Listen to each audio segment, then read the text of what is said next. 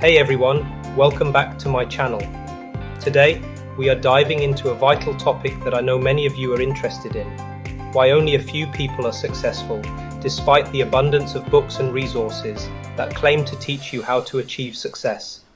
I know it can be frustrating when it seems like everyone has the keys to success, yet only a few manage to unlock the door.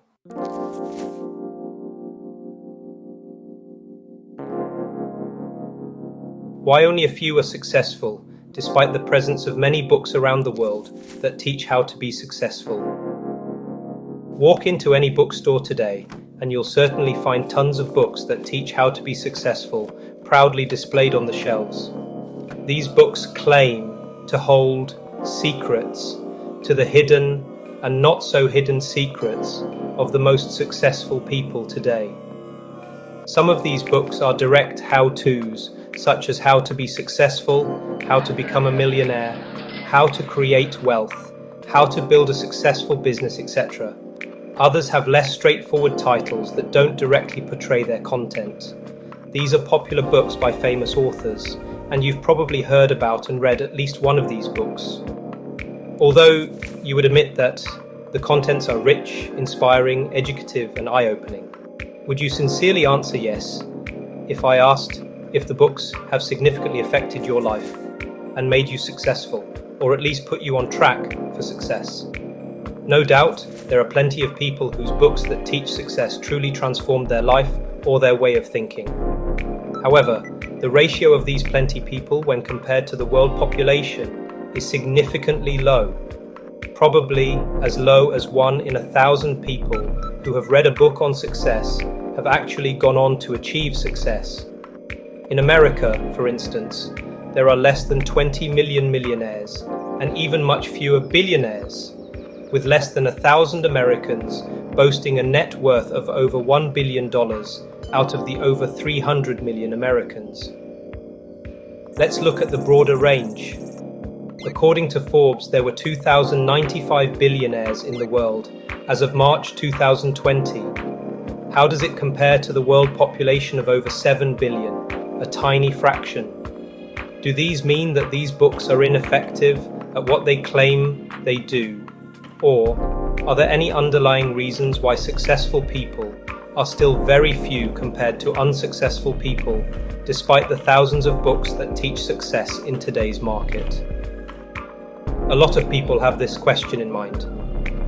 Some of us think that becoming successful requires destiny, fate, or luck, or that you have to have talent. Some believe that the key to success is in reading. However, most of the time, events and happenings have shown that this is not true. There are 3 factors that answer the question, why are only a few successful, despite the presence of many books around the world that teach how to be successful?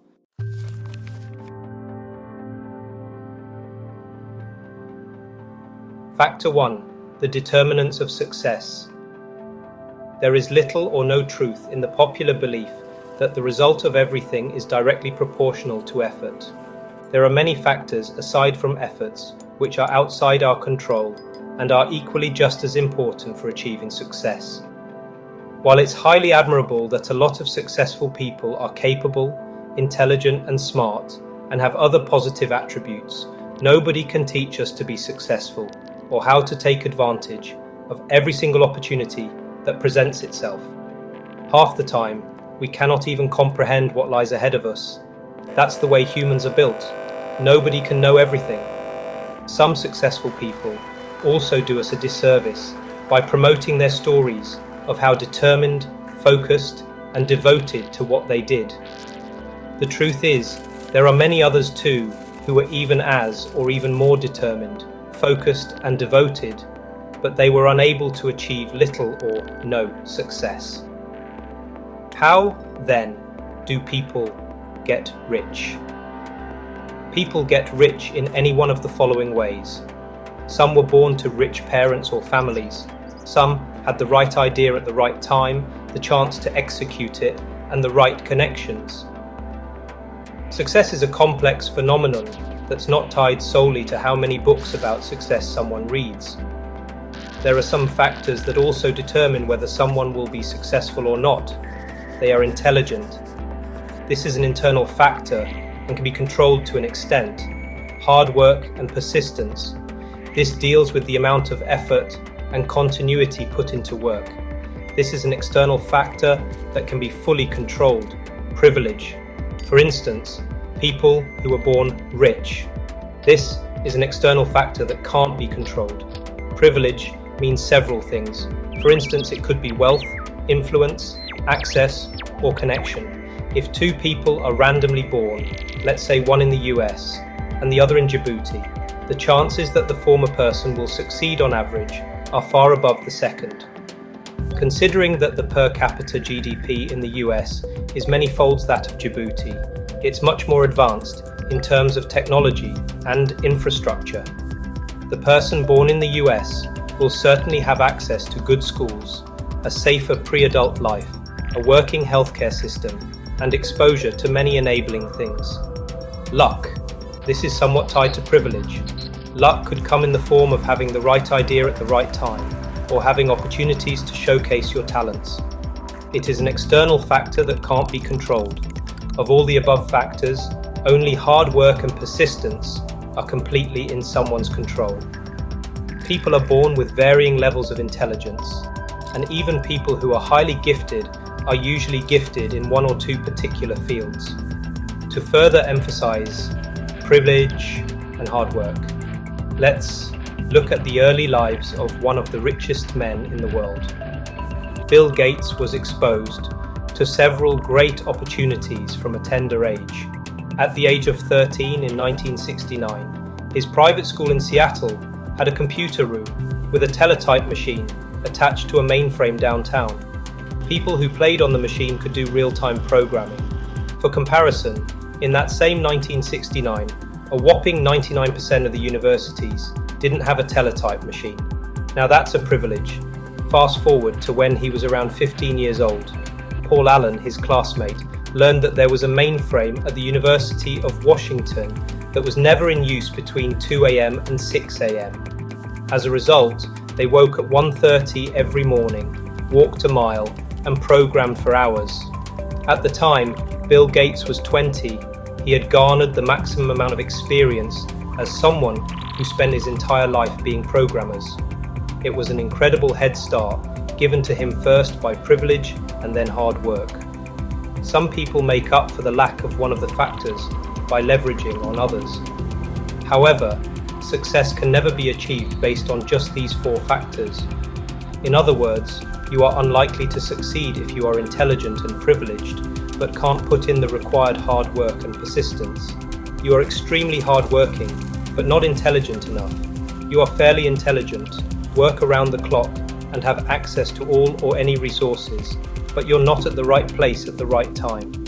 Achieving success is a result of combining intelligence, privilege, hard work, perseverance, and luck. Even when people have all of those attributes, they could still try to fail.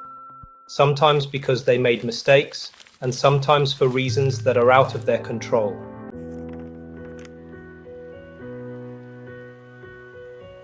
Factor 2. Definition of success and how it is measured.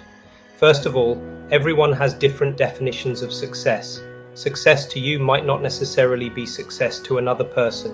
People decide their goals, and hence the achievement of whatever their goal is successful for them. Owning a G-Wagon may define success to you, but that doesn't mean an individual who owns a Toyota Camry isn't successful. Maybe his goal was to buy a Toyota Camry, which he achieved when he bought it. Hence, we can say he is successful. For someone, being a millionaire may be considered a success. However, another person might consider himself successful if he has a healthy life. Another person may see himself as successful by living his passion, which could be acting, singing, etc. What I'm trying to say, in essence, is that success is subjective to a person's perspective and aspirations. So for Einstein, success was getting famous for his postulations, which didn't necessarily afford him material wealth. For Mark Zuckerberg, success afforded him millions alongside his Facebook innovation. For Beyoncé, success is becoming a famous singer and multiple Grammy winner. For Jack Human, success is becoming one of the biggest Hollywood actors of all time.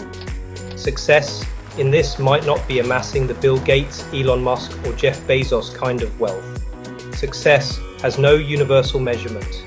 However, regretfully, many measure other people's success in wealth and fame. The primary thing people notice about successful people is their big mansion, their luxury car, their fat checking account, etc. Yes, I did the same when I was giving statistics of successful people earlier in the article. However, the word success implies that there's a goal that you simply wish to realize, whether it's wealth, fame, making a difference, etc. Everybody sets different goals in their lives. Hence, depending on what your specific idea of being successful is, the sole person who can accurately judge whether or not you're successful is you. The following are the ways in which success is measured or grouped. Material perspective. In this instance, successful life is measured by the accumulation of possessions and material wealth. The ability to afford several luxuries such as exotic foods, wine, shopping, cars, yachts, aircraft, etc. are all considered part of the material perspective of wealth. Ego perspective. This success perspective is measured by power, popularity, control, fame, and winning. Contributive perspective. This is the consideration of success as the difference we make in the world. For instance, we are able to contribute positively to the lives of our family, friends, community, work, or church. The standard of relationships, the depth of character, and the sincerity of our commitments are the measurements for success here. Achievement perspective. This is based on our set goals and our achievements of these goals. For instance, a staff who gets promoted to the post of manager could consider his career successful. A footballer who starred in and won a World Cup also has a successful career. Another example is a student who wins a regional competition and a student who wins an international competition are successful at their own ends based on their set goals. Despite the above four measurements, for others, the measure might be something else entirely. Now consider the remarkable so-called success stories, the type of success that people take which makes some people stand out and become celebrities. Regardless of how intelligent or lucky or resourceful anybody is, at any given time in human history, there's only room for a few such phenomenal success stories. You only cannot have 1,000 Bill Gates and Elon Musk. The nature of events and human interactions are the conditions that made this type of success far less common than the type of success that, say, average people might exemplify.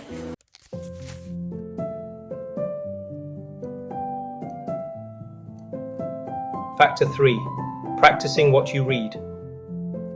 As you must have read in many of these success books, being successful requires building characteristics such as courage, patience, perseverance, self-worth, belief, etc.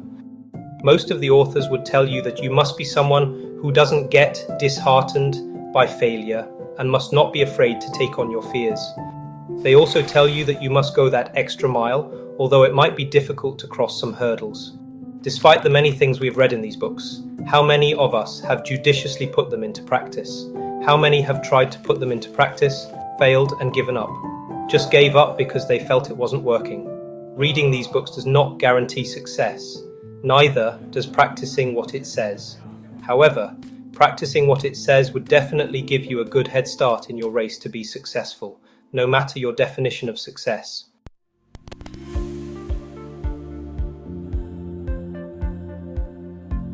Final words. If indeed success means becoming the next Musk, Bezos, or Zuckerberg, or becoming as famous as Michael Jackson, then we are setting ourselves up for frustration. It is not that many people don't achieve success through these books, it's just that our yardstick for measuring success differs from theirs. And most of the time, that yardstick is fame and money. We forget to ignore the fact that success is not fame and money for everyone. A fisherman in a remote village could be successful. He doesn't have to be a Bill Gates. Success may be getting married, getting a job, or graduating from college or high school. So when we start defining success from people's individual perspectives, we realize there are plenty of successful people out there. The intent of this article is not to downgrade or demean these books. Instead, this article is intended to point our attention to the other side of the coin and to reiterate that the hard work and perseverance some of these books teach are key to success, regardless of what your definition of success is. This is because working hard can leave us in one of two different places. One is success and the other is failure. Even if we encounter failure in our quest for success, it helps to guide others on what not to do while striving for success. Thanks for watching this video. Please like, comment, share and subscribe. We are committed to bringing videos like this, titled Next Level Mindset.